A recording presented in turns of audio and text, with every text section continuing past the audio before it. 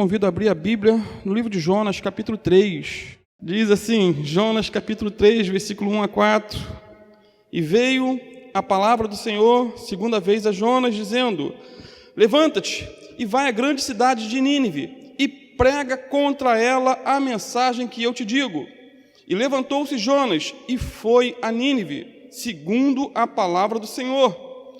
Ora, Nínive era uma cidade muito grande, de 3 dias de caminho. E começou Jonas a entrar pela cidade caminho de um dia, e pregava, dizendo: ainda 40 dias, e Nínive será subvertida. Amém? Feche seus olhos. Senhor, fala conosco nessa manhã. Ministra nossos corações. Precisamos ouvir a Tua voz, porque a Tua palavra é inspirada e é alimento para a nossa alma. Dá-nos direção, Pai. Orienta-nos para a glória do Teu nome, em nome de Jesus. Amém. Amados, pode sentar-se.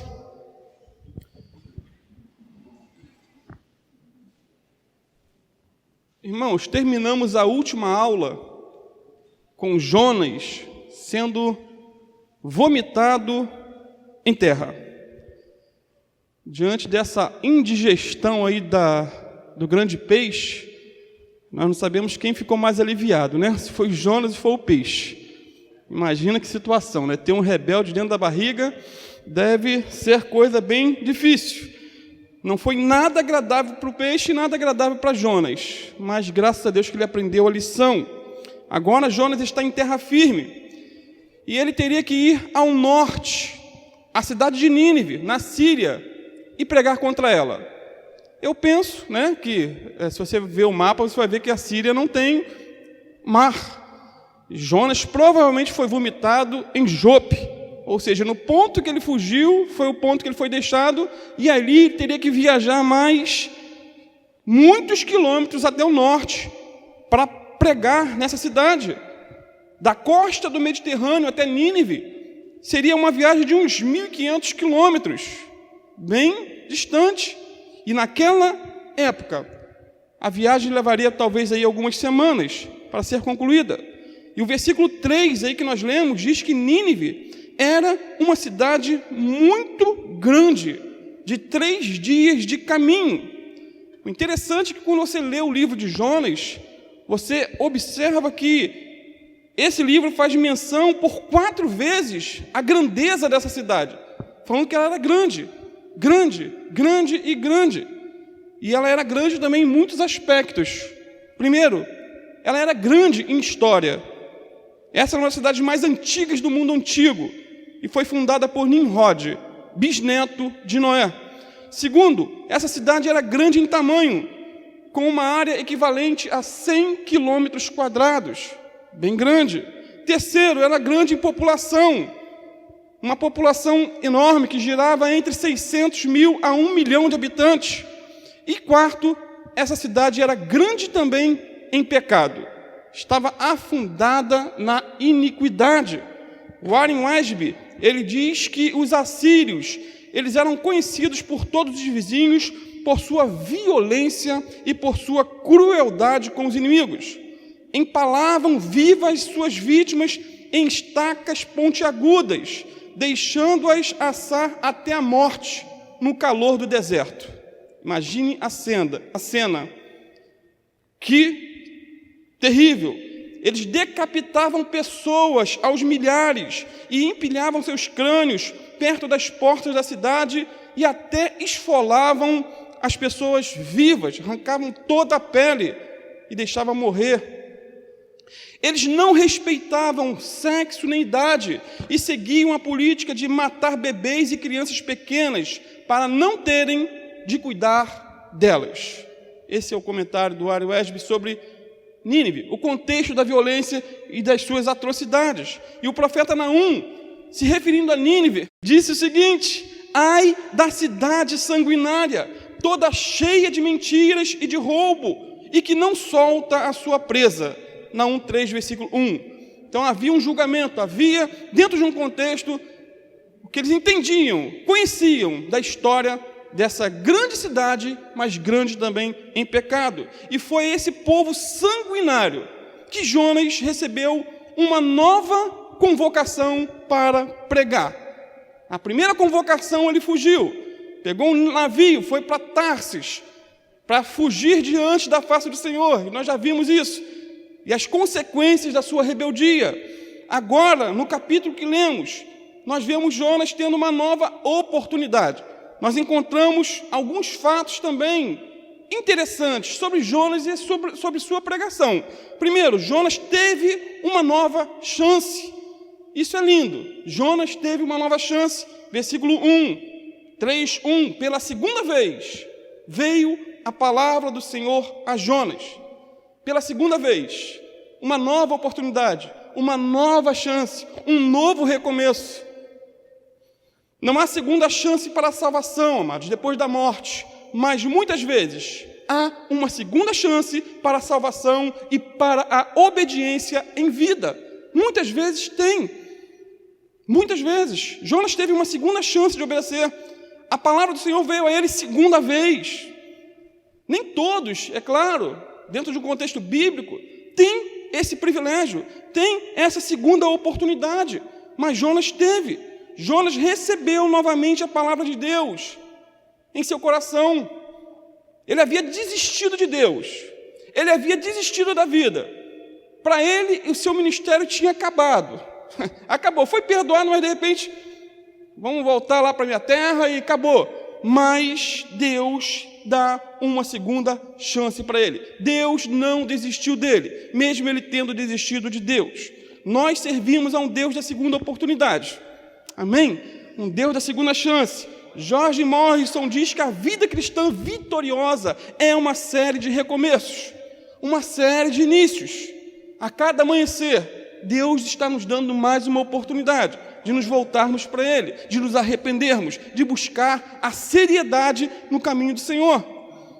Quando caímos, o inimigo quer que acreditemos que o nosso ministério, ele chegou ao fim e que não há nada mais a fazer, que não há mais chance de recuperação, mas o nosso Deus é o Deus das segundas chances, e glória a Deus por isso, senão estávamos fritos, literalmente. Lembra de Abraão, quando ele fugiu para o Egito, depois de ter mentido sobre a sua esposa? Deus deu a ele uma outra oportunidade de recomeçar, de começar novamente. E o que falar de Moisés, que matou um homem, saiu do Egito fugido, desesperado, para poupar sua vida, mas Deus o chamou para ser líder do seu povo. Deus fez o mesmo com Davi, amados. Ele caiu em terríveis pecados, adulterou, mentiu, matou, escondeu seus crimes no coração por mais de um ano, por um ano aproximadamente, melhor dizendo. Todavia, quando Davi se arrependeu, Deus o perdoou e restaurou a sua sorte. É um Deus de misericórdia. Lembra de Pedro? Ele foi comissionado por Cristo a ser ganhador de almas, mas fracassou, negando o Senhor por 3 vezes. Só que depois de restaurado e perdoado, Jesus o comissiona outra vez, dizendo: apacenta as minhas ovelhas. Lucas 21, versículo 15 a 17. Conta em detalhes essa história. E no seu primeiro sermão, ele leva a Cristo mais de 3.000 almas. Nós servimos a um Deus da segunda oportunidade. O que falar de João Marcos? Ele acompanhou Paulo e Barnabé na primeira viagem missionária da história. Só que no meio da viagem, ele desertou, ele fugiu, ele desistiu. Na segunda viagem, Barnabé quer levá-lo novamente, mas Paulo se recusa, não aceita, não permite que ele vá na segunda viagem. Só que mais tarde, Paulo reconheceu que João Marcos era útil ao seu ministério. Lá em 2 Timóteo 4:11, Paulo diz o seguinte: só Lucas está comigo, toma a Marcos e traze-o contigo, porque me é útil para o ministério. Ou seja, Paulo voltou atrás, e é nobre voltar atrás, reconhecer o erro, e dar oportunidades para aqueles que caíram, que desistiram, que recuaram, ou até que nos decepcionaram. É nobre. O nosso Deus é o Deus da segunda chance, não só da segunda, mas também da terceira, da quarta, da quinta, e quantas mais chances forem necessárias. Miqueias 7:8 diz assim: ó inimiga minha, não te alegres a meu respeito, ainda que eu tenha caído, levantar-me-ei. Se morar nas trevas, o Senhor será a minha luz.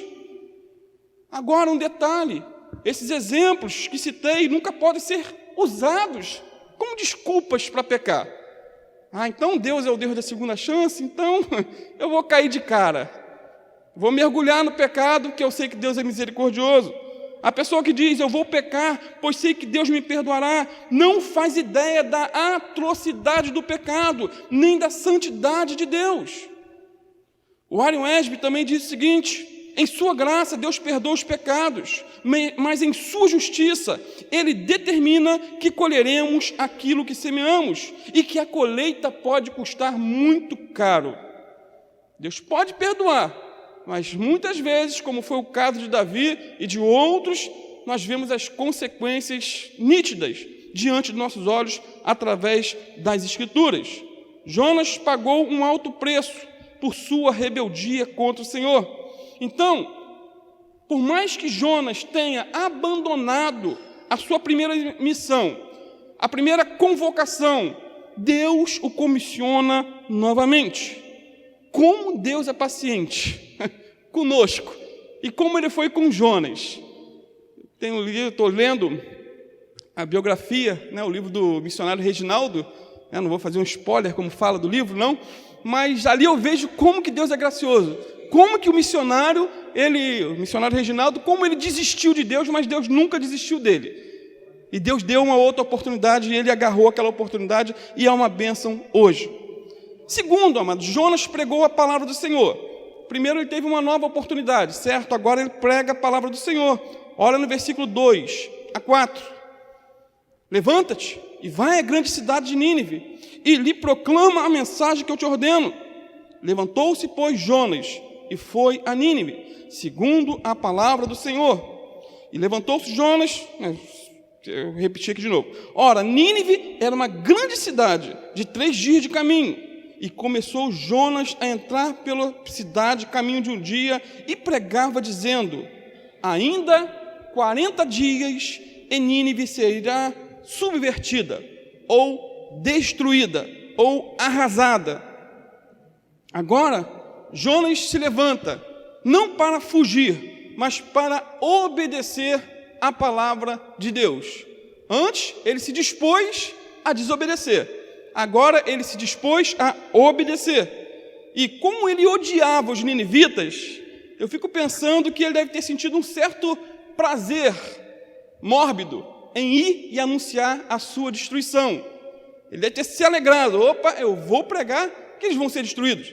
Mas, por outro lado, por ele conhecer a Deus e saber que Deus é misericordioso, compassivo, longânimo, grande em benignidade, um Deus que se arrepende do mal, ele pensou: eu não vou fazer isso não, porque eu vou pregar o mal, e vai que esse povo se arrepende, vai que eles se voltem para Deus, se humilhem.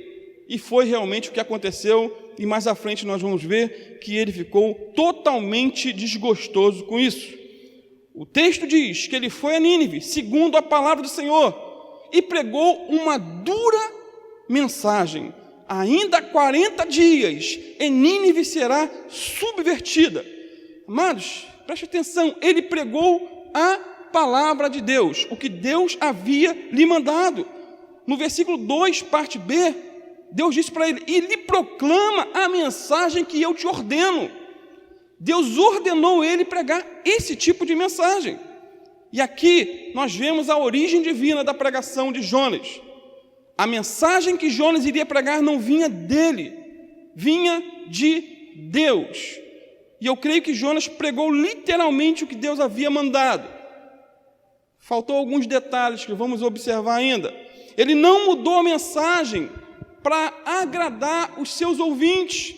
Ele não temeu seus ouvintes por causa da palavra que Deus lhe deu. Assim é com o pregador, amados. Nós que pregamos não somos a fonte da mensagem. nós não temos que inventar a mensagem, nós não temos que ter uma grande ideia e depois procurar na Bíblia algum texto que apoie a nossa ideia. O assunto tem que sair da Bíblia, da palavra de Deus, daquilo que Deus diz. O pregador simplesmente prega o que Deus lhe mandou. E o método de Deus alcançar os perdidos é sempre o mesmo, pela pregação do Evangelho. Romanos 10, versículo 13 a 15, diz assim: porque todo aquele que invocar o nome do Senhor será salvo, todo aquele que invocar. Como, pois, invocarão aquele em quem não creram? E como crerão naquele de quem não ouviram falar? E como ouvirão se não há quem pregue? E como pregarão se não forem enviados? Assim como está escrito: quão formosos os pés dos que anunciam coisas boas. Então, para alcançar os ninivitas, Deus enviou a eles um profeta para lhes anunciar a sua palavra, que era uma ordem, era um imperativo: vá e anuncie, vocês serão destruídos. Agora, será que temos que ouvir uma voz do céu? Não sei como que essa palavra, essa voz veio a Jonas, não sabemos se foi uma voz audível, não sabemos se foi uma voz no seu interior, se foi um sonho, uma revelação, não sabemos. Será que temos que ouvir essas coisas para poder pregar ou ter uma orientação do que pregar? Eu penso que não. Nós já temos o que pregar aqui nas Escrituras Sagradas. A Bíblia é a palavra de Deus. A Bíblia é o conteúdo da mensagem, é o texto do pregador.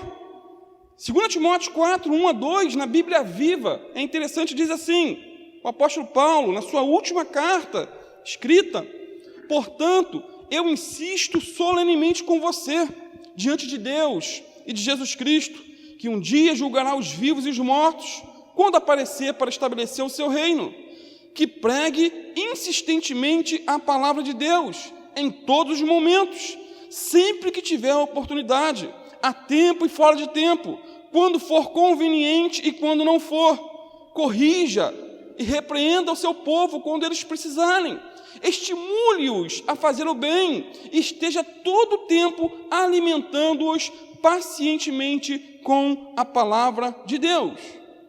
Mas eu creio que, se formos fiéis em ler, em explicar e aplicar o texto que lemos, estamos com isso anunciando a vontade de Deus, a palavra de Deus, o recado de Deus. Jonas anunciou o que saiu da boca de Deus e não o que estava na sua mente. Era o que Deus queria que ele falasse. Concordo plenamente com o reverendo Hernando Dias Lopes, quando ele diz que a mensagem não é originada pelo pregador, ela procede de Deus. Nós não pregamos a nós mesmos, nós não pregamos as nossas ideias, pregamos a palavra de Deus. O pregador não tem autorização para mudar a mensagem, ele é um despenseiro fiel, ele tem que colocar na mesa tudo aquilo que Deus colocou na despensa. É tudo, é todo o conselho de Deus. Ele precisa anunciar todo o desígnio de Deus. Devemos pregar só a Bíblia, e toda a Bíblia. E sempre que anunciamos a palavra de Deus com fidelidade, ela cumpre o propósito pela qual ela foi enviada. Há um propósito, e Deus cumpre, porque Deus é fiel. Uma das características de Billy Graham, quando pregava, era a sua famosa frase: a Bíblia diz, ou está escrito, a Bíblia diz, a Bíblia diz, a Bíblia diz. E se você escutar pelo YouTube algumas pregações dele, graças a Deus nós temos, você vê que são textos, são pregações recheadas das Escrituras. E era comum, em uma única mensagem, ele fazer mais de 50 citações da palavra de Deus. Olha o que diz Isaías 55, 11. Assim será a palavra que sair da minha boca, não voltará para mim vazia, mas fará o que me agrada e cumprirá com êxito o propósito da sua missão. Jerônimo Pote, um comentarista, diz que o pregador tem de proclamar a mensagem divina. Muitas vezes é uma mensagem dura, e faz estremecer até mesmo o próprio pregador. Então, não devemos perguntar o que os homens querem ouvir, mas sim o que Deus está mandando dizer na sua palavra. Terceiro, Jonas prega uma mensagem curta, mas objetiva e eficaz. Simplesmente ele disse, capítulo 4, parte B, ainda 40 dias e Nínive será subvertida. Mas com certeza esse foi o menor sermão da história. O menor sermão da história. No texto hebraico há apenas 5 palavras na mensagem de Jonas. E, no entanto, Deus usou essas 5 palavras para instigar toda a população, desde o rei em seu trono até o mais humilde lavrador do campo. Todos foram tocados, sensibilizados. Jonas pregou uma mensagem curta, mas cortante e profunda. Irmãos, temos que ter em mente, principalmente nós que pregamos, que não é por muito falar que convenceremos nossos ouvintes. Você já parou para analisar que existem sermões, mensagens curtas, mas que deixam um gostinho de quero mais? Deixa aquela sensação de, poxa, podia ter continuado. Parou por quê? Não podia ter parado. Por outro lado, também existem sermões longos que nos fazem pecar. A gente vem para a igreja para ouvir e acaba. E eu escutei muitos que fazem você pecar. Por outro lado, nem toda mensagem longa é chata. Nem toda mensagem comprida é chata. Eu já ouvi pregações de 2 horas sem me cansar. 2 horas a pessoa falando ali. Hoje em dia, na era da tecnologia, em que tudo é muito rápido, tudo é muito veloz, você parar para ouvir 40 minutos, 1 hora, 2 horas de pregação, é um milagre. Mas tem mensagens que nos seguram, que nos cativam. Por outro lado, eu já ouvi sermões de 10 minutos que me irritaram, que me fizeram pecar. Sabe o que é fazer você pecar? Mas é você ficar ali naquele tédio, no culto. Algo que era para ser prazeroso, algo para ser uma bênção, te irritam. Jonas aqui pregou o menor sermão da história, mas com grandes resultados. Por outro lado, o apóstolo Paulo deve ter sido o recordista de ter pregado o maior sermão da história. E não enfadou o povo. Só um sujeito lá que dormiu, mas ele devia ter os seus problemas pessoais. Lá em Atos 20, versículo 7, olha que coisa interessante. No primeiro dia da semana, tendo-nos reunido a fim de partir o pão, Paulo, que haveria de partir no dia seguinte, falava com eles e prolongou o seu discurso até meia-noite. Olha que sermão, até meia-noite. E essa mensagem foi tão longa, que o rapaz, o Eutico, dormiu, caiu, morreu. O apóstolo Paulo foi usado para ressuscitar esse dorminhoco, Mas você vai ver mais à frente que ele prolongou ainda essa pregação. Tem gente que dorme na hora do culto. Me faz lembrar de uma história bem interessante de um avô que foi à igreja com seu netinho. No meio da pregação, o pastor pediu para o netinho acordar o avô que estava dormindo. Aí o netinho, com muita educação, falou, mas quem fez ele dormir foi o Senhor.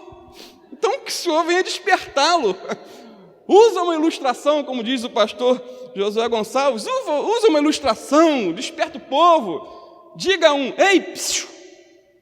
E é interessante que uma dessas, ele diz que, ele sempre costuma usar essa frase, ei, psiu. E na pregação, uma irmã levantou para ir no banheiro, e ele nem reparou que ela tinha levantado, e ele falou, ei, psiu. E essa irmã virou, calma aí, pastor, vou no banheiro rapidinho e já volto. Não foi proposital. Mas ele falando que a gente conhece a audiência quando o pessoal está sonolento, quando está meio, a palavra está enfadonha, o pessoal começa a levantar, e isso incomoda. E eu vejo que a culpa não é de quem está ali incomodado, é eu que não estou sabendo cativar a audiência. Interessante, voltando a Paulo, depois desse milagre, do Eutico ter ressuscitado, Paulo prosseguiu com seu sermão até o alvorecer, gente. Olha só que história. Atos 20, versículo 11. Então subiu, e tendo partido o pão e comido, ainda lhes falou largamente até o romper do dia, e assim partiu. Irmão, se fosse eu que tivesse dado uma pregação dessa, o pessoal ia dar tique-tique nervoso, filho.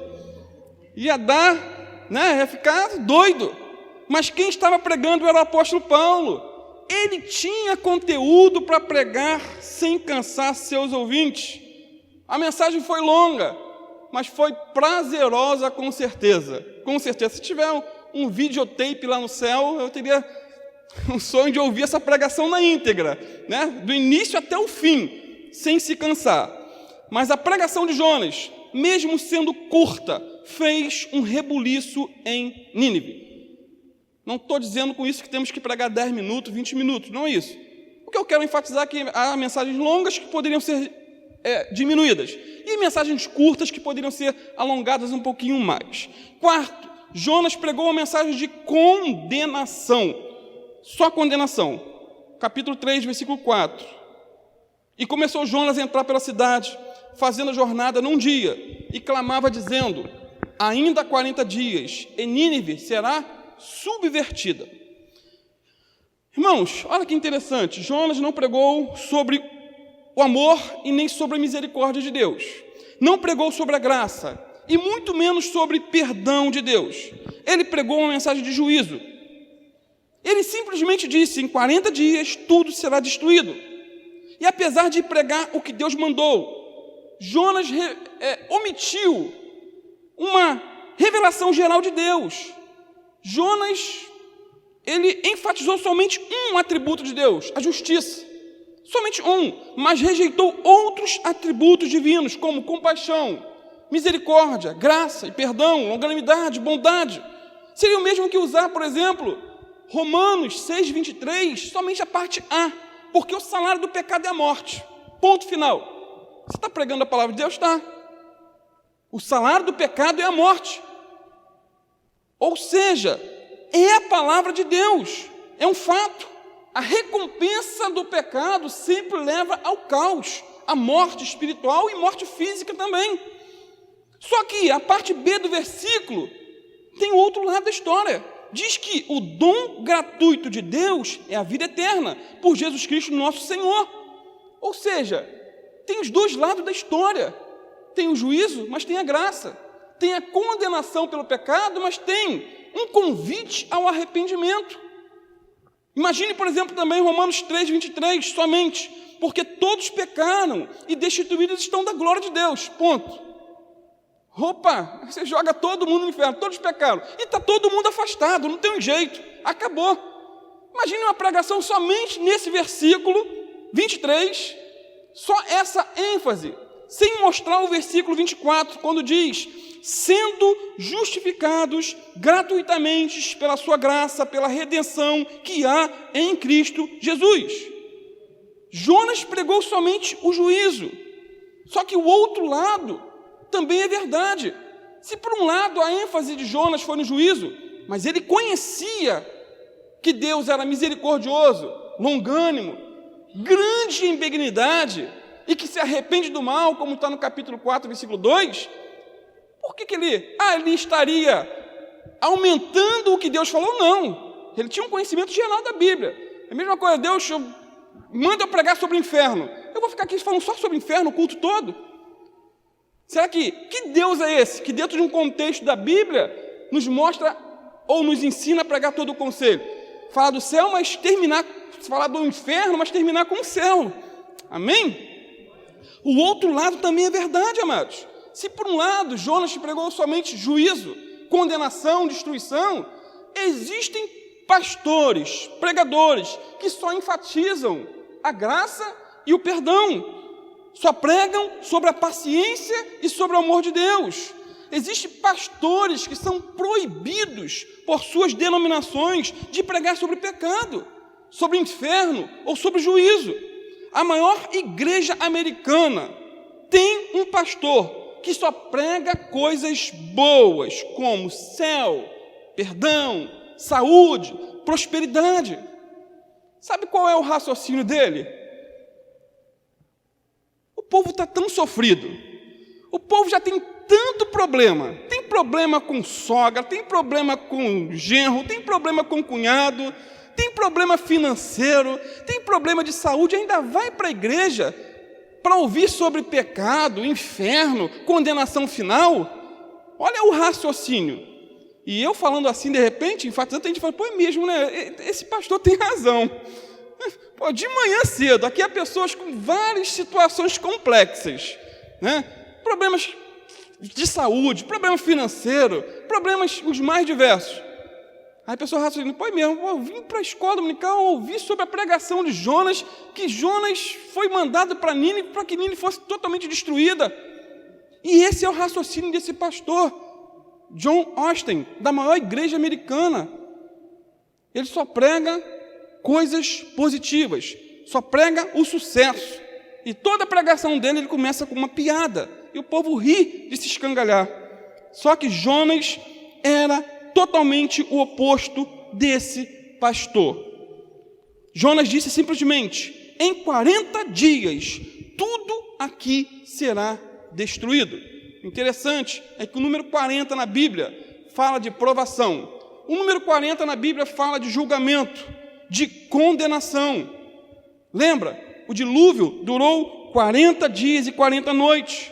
Moisés ficou no Monte Sinai por 40 dias. A nação de Israel foi provada no deserto por 40 anos. Os espias judeus exploraram a terra de Canaã por 40 dias. Elias demorou 40 dias em sua fuga até o Monte Horebe. Golias desafiou o povo de Israel por 40 dias. Jesus foi tentado no deserto durante 40 dias.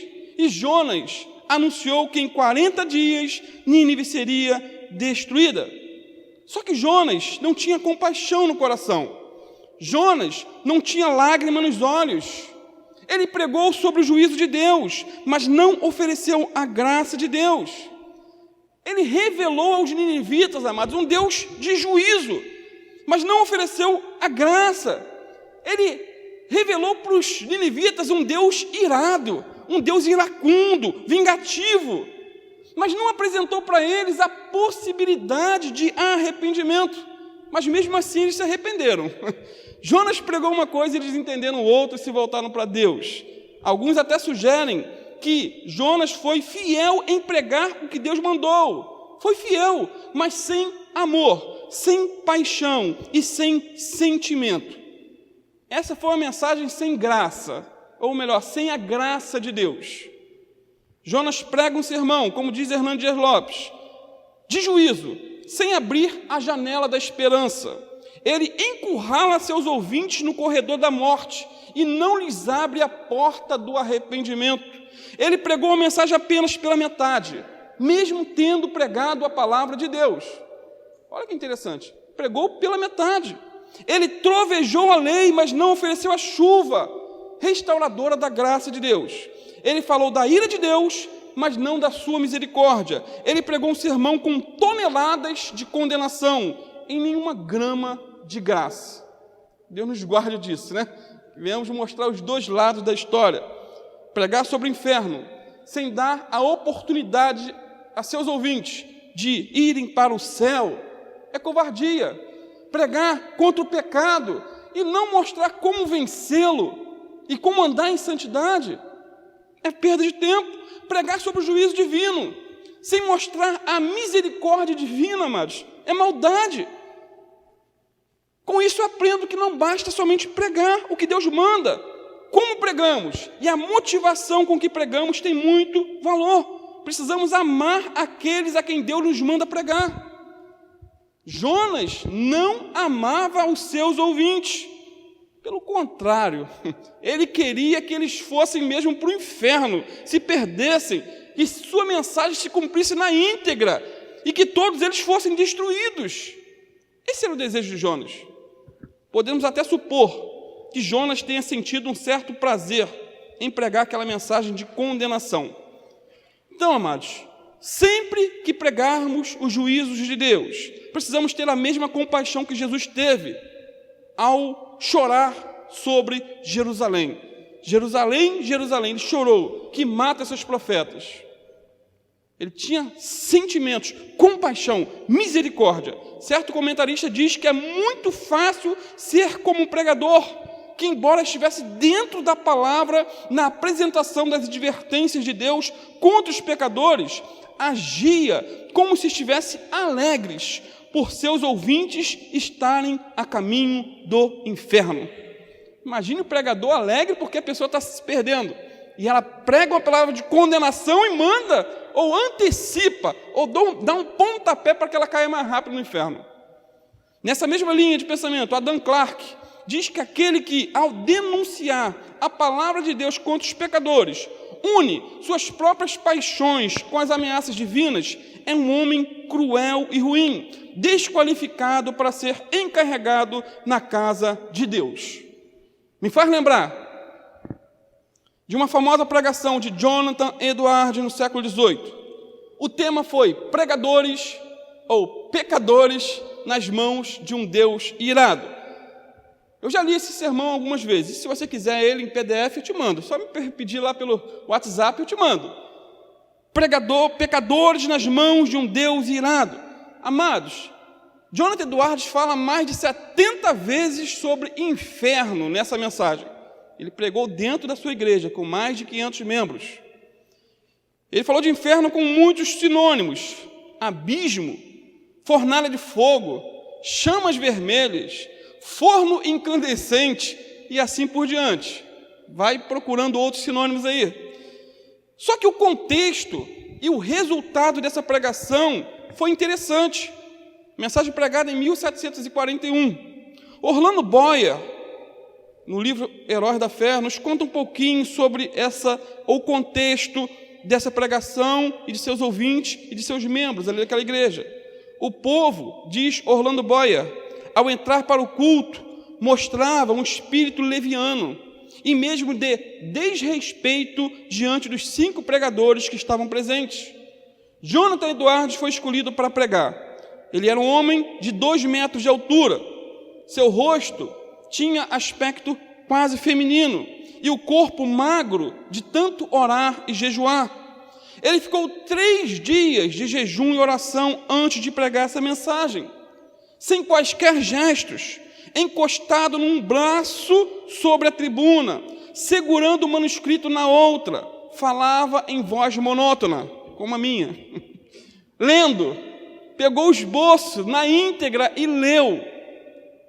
Não é legal, não é esse tipo de pregação, não é legal, mas foi o que aconteceu. E ele discursou sobre o texto de Deuteronômio 32, 35, que diz o seguinte: ao tempo em que resvalar o seu pé. Depois de explicar a mensagem, ou a passagem, acrescentou que nada evitava, por um momento, que os pecadores caíssem no inferno, a não ser a própria vontade de Deus, que Deus estava mais encolerizado com alguns dos seus ouvintes do que com muitas pessoas que já estavam no inferno. Olha que pregação interessante. Dizendo que o pecado era como um fogo encerrado dentro do pecador e pronto, com a permissão de Deus, a transformar-se em fornalhas de fogo e enxofre, e que somente a vontade do Deus indignado os guardava da morte instantânea. Prosseguiu, então, aplicando o texto ao auditório, dizendo o seguinte: aí está o inferno com a boca aberta. Misericórdia. Não existe coisa alguma sobre a qual vós vos possais firmar e segurar. Entre vós e o inferno existe apenas a atmosfera. Há atualmente, disse ele, nuvens negras da ira de Deus pairando sobre as vossas cabeças, predizendo tempestades espantosas com grandes trovões. Se não existisse a vontade soberana de Deus, que é a única coisa para evitar o ímpeto do vento até agora, seríeis destruídos e vos tornaríeis como a palha da eira. O Deus que vos segura na mão sobre o abismo do inferno, mais ou menos como um homem segura uma aranha ou um outro inseto nojento sobre o fogo durante um momento para deixá-los cair depois, está sendo provocado em extremo. Não há que admirar se algum de vós, com saúde e calmamente sentados aí nos bancos, passem para lá antes de amanhã. Eu não sei se foi de manhã que eles ouviram essa pregação, de tarde, de noite. Que mensagem! Mas não ficou somente na condenação. Ele pregou sobre um Deus irado, mas ele concluiu com a graça de Deus. Graças a Deus que ele não foi como Jonas. Essa mensagem tinha juízo, mas na conclusão desse sermão, Eduardo mostra uma luz no fim do túnel para seus ouvintes. Ele diz o seguinte: e agora, vocês têm uma excelente ocasião. Está fazendo um apelo, né? Era um calvinista que fazia apelo e chamava o povo ao arrependimento. Hoje é o dia em que Cristo abre as portas da misericórdia de pá em pá e se coloca de pé, clamando e chamando em alta voz aos pobres pecadores. Este é o dia em que muitos estão se reunindo a Ele, se apressando em chegar ao reino de Deus. Inúmeros estão vindo diariamente do norte, do sul, leste e oeste. Muitos que estavam até bem pouco tempo nas mesmas condições miseráveis que vocês, estão felizes agora, com os corações cheios de amor por aquele que os amou primeiro e os lavou dos seus pecados com o seu próprio sangue, regozijando-se na esperança de ver a glória de Deus. Como é terrível, diz Eduardo, ser deixado para trás num dia assim, ver os outros se banqueteando enquanto vocês estão penando e se defiando, ver os outros se regozijando e cantando com alegria no coração, enquanto vocês só têm motivos para prantear por causa do sofrimento dos seus corações e de lamentar por causa das aflições das vossas almas. Como podem vocês descansar por um momento sequer em tal estado de alma? Será que as vossas almas não são tão preciosas como as almas daqueles que, dia a dia, estão se juntando ao rebanho de Cristo? Foi o apelo final. Ele não pregou somente, porque a ênfase que se dá hoje em dia é que ele pregou só sobre o inferno. A ênfase foi inferno, sim, mas ele concluiu com a graça, levando o povo ao arrependimento, fazendo apelo, mostrando que havia chance. Deus era o Deus da segunda oportunidade. E o resultado desse sermão, amados, foi como se Deus arrancasse um véu dos olhos da multidão, ao contemplar a realidade e o horror da posição em que eles estavam. Nessa altura, o sermão foi interrompido pelos gemidos dos homens e os gritos das mulheres, que gritam mais, Quase todos ficaram de pé, ou caídos pelo chão. Foi como se um furacão soprasse e destruísse uma floresta. Durante a noite inteira, a cidade de Enfield ficou como uma fortaleza sitiada. Ouvia-se em quase todas as casas o clamor das almas que, até aquela hora, confiavam na sua própria justiça.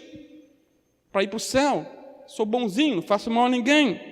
Ouvia-se choro e esperavam que a qualquer momento o Cristo descesse dos céus com os anjos e apóstolos ao lado e que os túmulos entregassem os mortos que neles havia. Esse foi o apelo, esse foi o conclamar, uma conclusão de uma pregação forte, dura. Agora, o sermão de Jonas não teve uma convocação ao arrependimento. Interessante, amados, é que Jonas não usou o seu próprio testemunho pessoal de ter sido alcançado pela graça e pelo favor de Deus para aplicar aos seus ouvintes. Ele foi alcançado pela graça, Deus teve misericórdia dele, mas ele não teve nem um pouco de misericórdia com o outro. Ele só trouxe uma mensagem de juízo iminente. Mesmo assim, Deus operou um grande milagre. Deus é misericordioso. Concluindo, Paget Kelly, comentarista, diz que essa foi uma mensagem de condenação incondicional e irrevogável. Jonas sabia que Deus era um Deus compassivo, um Deus misericordioso, grande em bondade e em benignidade.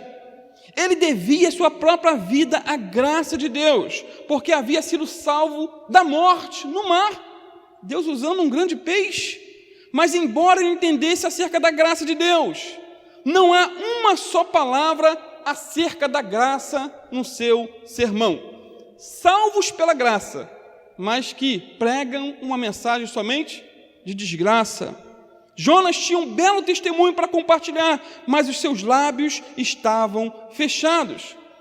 Jonas aparentemente procurou fazer com que se tornasse o mais difícil possível daquele povo se arrepender. Ele dificultou o caminho para eles serem salvos. Ele não fez menção dos pecados que eles deveriam confessar. Ele não exigiu arrependimento, não ofereceu nem mesmo esperança, nem um pouquinho de esperança. Somente 40 dias, pronto, acabou. Só isso. Vocês estarão no inferno, destruídos. O fim viria sobre Nínive, assim como veio sobre Sodoma e Gomorra. Era uma mensagem sem compaixão. No entanto, foi pregada por uma pessoa que recentemente havia experimentado o milagre da graça de Deus e da compaixão de Deus em sua vida. Ele experimentou a graça, mas não passou para frente a graça. Jonas morreu há muitos séculos atrás, mas a atitude de Jonas em pregar o juízo sem amor é bem atual, amados. É bem atual. Muitos que receberam a graça e o perdão são desumanos para com o próximo. Elas gostam de receber o perdão de Deus, mas não querem perdoar os outros.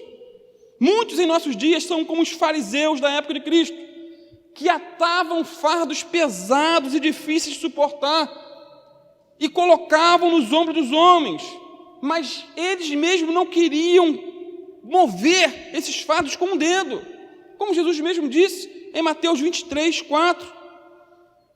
Se deveria haver uma comunidade misericordiosa neste mundo, tal comunidade deveria ser a Igreja de Jesus Cristo. Se deveria haver gente misericordiosa nesse mundo, tais pessoas deveriam ser os crentes que receberam a graça, conhecem a misericórdia, receberam o favor. É favor, a graça é presente. Temos visto pessoas que, por amor a Deus, se enchem de rancor e ódio pelos outros. Por amor a Deus, elas amam a Deus, é estranho. Assim como Jonas. Temos visto comunidades cristãs, diz Isaltino Gomes, que para honrar a Deus e glorificar seu nome, manifestam maldade com o próximo, maldade que nem o mundo expressa para com os seus próprios. Quer um exemplo? E esse exemplo aqui é citado pelo próprio pastor Isaltino Gomes, pastor brasileiro. Ele foi a testemunha ocular dessa ocasião, do que aconteceu. Num bar de São Paulo, um senhor entregou um folheto de evangelização a uma prostituta. Aproveitando o momento, essa mulher abriu o coração para esse senhor e contou a sua história. Ela foi criada numa igreja evangélica, no interior do país. Um dia, cortou o cabelo e foi excluída da igreja. Mesmo assim, ela continuou a cortar o cabelo. Não podendo mais se vingar dela, a liderança da igreja ameaçou o pai da moça. Iriam proibi-lo de tocar na banda da igreja, o que para ele havia sido algo, o que mais importante ele fazia. Ele amava tocar na banda da igreja. Falou, se você não conseguir botar freios na tua filha, você vai ser proibido de tocar na banda da igreja. Para não ser privado de tocar na banda, o referido ao Senhor, um crente em Jesus, cedeu à chantagem da igreja evangélica, expulsou a filha de casa. Humilhada, a mocinha do interior foi para São Paulo trabalhar como doméstica, e lá ela foi abusada pelo seu patrão. Ficou grávida, foi colocada na rua, escreveu para o pai, pediu perdão, mas o pai, um cristão, que cantava na banda da igreja, disse que não mais a considerava como filha, pois cortaram o cabelo, e ainda por cima tinha errado moralmente, estava numa vida de pecado, não deu mais uma oportunidade para ela. Quem acolheu e amparou essa jovem foi a dona de um bordel. Agora estava na prostituição para viver. E essa moça chorou de saudades da casa do pai, do evangelho, mas não tinha visto amor na igreja. Não recebeu amparo necessário entre os crentes, mas foi recebida com amor pelas prostitutas e pela dona desse bordel. A mensagem da graça foi abandonada por aqueles que foram salvos pela graça de Deus. Que Deus tenha misericórdia de nós. Que Deus tenha misericórdia de nós.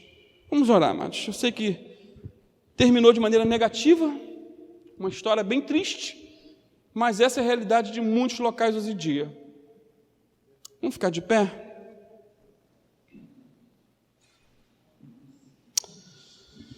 Oh, Santo Deus, em nome de Jesus.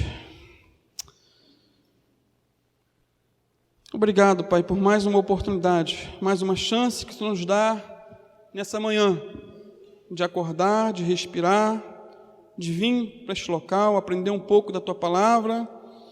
Obrigado, Senhor, porque a Tua palavra diz que as Suas misericórdias são a causa de não sermos consumidos, e elas se renovam a cada amanhecer, Pai.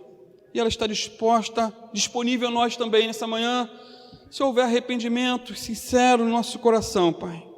O Senhor venha nos perdoar, nos ajudar. O Senhor venha lavar nosso coração com o sangue do Cordeiro. Pai, que venhamos entender, Pai, que fomos salvos pela graça e devemos também levar a graça do Senhor para outros, mostrar que ainda há uma nova oportunidade, uma segunda chance, que Tu és um Deus da segunda oportunidade. Ajuda-nos a pregar a Tua palavra, Senhor, com fidelidade. Ajuda-nos a pregar todo o Teu conselho. Muitas vezes erramos o alvo, Senhor, na pregação, enfatizamos às vezes pontos que não deveriam ser enfatizados, e às vezes não foi da Tua vontade, Pai, às vezes erramos, mas pedimos a Ti ajuda, Senhor, em nome de Jesus, que venhamos pregar, Senhor, sim, continuar pregando o juízo, a condenação, mas nunca deixar de enfatizar também a Tua graça e Teu perdão, Pai. Nos ajuda, Senhor, nós somos carentes de Ti. Sem Ti nada podemos fazer. Ensina-nos a pregar, ensina-nos a viver, ensina-nos, Senhor, a nos comportar conforme a Tua santa vontade, Pai. Carecemos da Tua ajuda em todos os nossos caminhos. Precisamos, Senhor, da Tua orientação para viver. Precisamos, Senhor, de direção do alto. Pai, fica conosco. Ajuda-nos, Senhor. Ajuda-nos a não ser como Jonas, que desejava a morte de seus ouvintes. Ajuda-nos, Senhor, a nos alegrar profundamente quando as pessoas se convertem. Seja um vizinho que é traficante, assassino, que ele venha se converter, que não haja tristeza em nosso coração, mas alegria em saber que eles foram alcançados, assim como nós fomos alcançados, Pai. Em nome de Jesus, dá-nos um coração segundo o Teu coração. Precisamos de Ti, Senhor. Sem Ti nada somos, sem Ti nada fazemos. Sem a Tua ajuda não conseguimos pregar Tua palavra, mostrar os dois lados, um Deus de amor e um Deus irado. Ajuda-nos, Senhor, a ter moderação em tudo nas nossas vidas. Nós que pregamos, ajuda-nos a sermos moderados naquilo que transmitimos na Tua igreja, Senhor. Não somos melhores do que ninguém, nós falhamos em tantas áreas, nós pecamos, tropeçamos em muitas coisas, como diz Tiago capítulo 3, versículo 1, mas ajuda-nos, Senhor, a estar no centro da Tua vontade, a pregar a Tua palavra, Senhor, dentro de um contexto geral, não como Jonas, que frisou somente um detalhe e não mostrou o outro lado, Pai. Em nome de Jesus, fica conosco nessa manhã. Carecemos de Ti, precisamos de Ti, em nome de Jesus.